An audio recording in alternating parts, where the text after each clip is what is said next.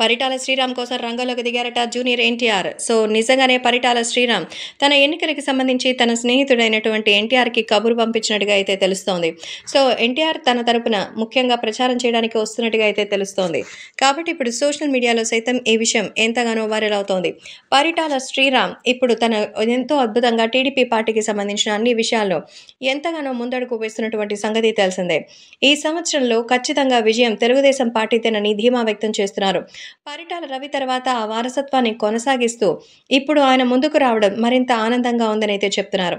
పరిటాలకి సంబంధించినటువంటి విషయంలో అనంతపురం నేతగా అయితే రాప్తాడు నియోజకవర్గంలో అద్భుతమైన మెజారిటీతో ఆయన సాధించాలని కోరుకుంటూ ఇప్పుడు పరిటాల శ్రీరామ్ మన ముందుకొస్తున్నారు. ఈ నేపథ్యంలో పరిటాల శ్రీరామ్‌కి రాప్తాడులో ప్రచారం నిర్వహించడానికి స్వయంగా అయితే వస్తున్నట్టుగా అయితే తెలుస్తోంది మన ఎన్టీఆర్. ఎన్టీఆర్‌కి పరిటాల శ్రీరామ్‌కి మంచి అనుబంధం ఉందట.